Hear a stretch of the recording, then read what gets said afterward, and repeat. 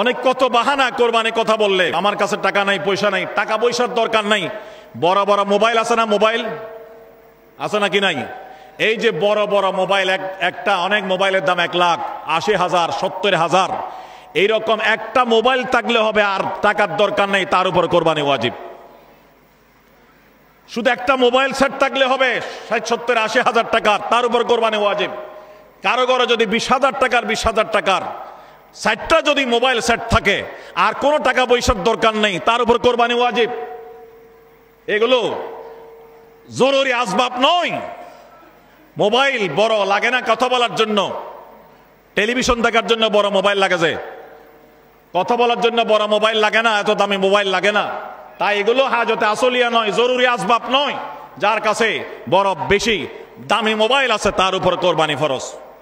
আল্লাহ পাক আমাদের যে কথাগুলো বললাম সকলকে বুঝার এবং তার উপর আমল করার আমাদেরকে তৌফিক দান করুন।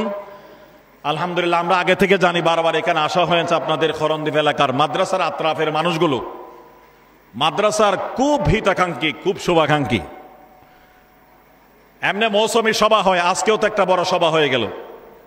আমি মাদ্রাসার মোহতম সাহেব মৌলানা আহমদ বিন সালাম সাহেব, মৌলানা আব্দুল সালাম সাহেব রহমতুল্লাহি আলাই, আমাদের খুব দোস্ত মানুষ, ওনার সুযোগ্য সাহেবজাদা, ওনাকে বলতেছি, তোমার তো আজকে একটা বড় সভা হয়ে গেছে, হুজুর দোয়া করবেন। তো এইটা এলাকার মানুষের সহযোগিতায় আমাকে যতটুকু বলল, আজকে এই প্রোগ্রামের জন্য এলাকার অনেক বন্ধু বান্ধব অনেক টাকা পয়সা দিয়েছেন। আজকে এই উপলক্ষে একজনে মসজিদের জন্য একটা আপনার কি বলে যে আইপিএস কিনে দিয়েছে।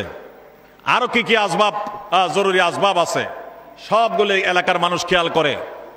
তো আপনারাও মৌলানা আহমদ বিন সালাম সাহেবকে খুব মহব্বত করেন, যতটুকু আমি জানি, বিভিন্ন জনিকা আজকেও বলছে। তো মাদ্রাসাকেও মহব্বত করেন, তাকেও মহব্বত করেন।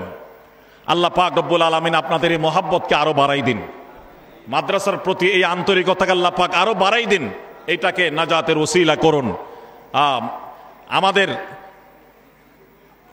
জামি ইসলামিয়া পটিয়ার সদর মুহতামিম শাইখুল হাদিস, আমাদের সবার উস্তাদ মুফতি আহমদুল্লাহ শাহ হুজুর আসরের নামাজের পর কথা বলেছেন। আমি তখন আসছি, হুজুর দোয়া করার সময় আমি শুনছি, দোয়া করার মধ্যে বলেছেন, আল্লাহ এই মাদ্রাসাকে দাওরা হাদিস পর্যন্ত তরক্কি দান করো। কারণ এটা বোয়ালখালী উপজেলার একটা মাদ্রাসা, বোয়ালখালীতে ওই ওয়াহাদিয়া মাদ্রাসা আছে দাওরা পর্যন্ত,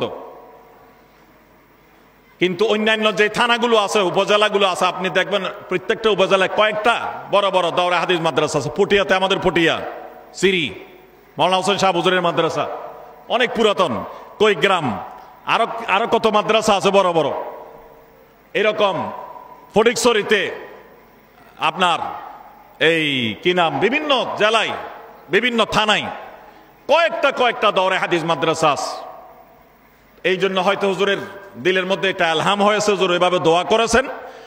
এলাকাবাসীর যে আন্তরিকতা, এই আন্তরিকতার কারণে আমরাও আশা করছি আপনাদের সহযোগিতায় মাদ্রাসার দ্রুত তরক্কি হয়ে যাবে। নতুন বিল্ডিং এর কাজ চলতেছে, শুরু হয়েছে, মাত্র 2 কোটি টাকা বাজেট। হ্যাঁ, এলাকার মানুষ যেভাবে সহযোগিতা করে যাচ্ছে, ইনশাল্লাহ অল্প দিনের মধ্যে নতুন বিল্ডিং এর কাজ হয়ে যাবে।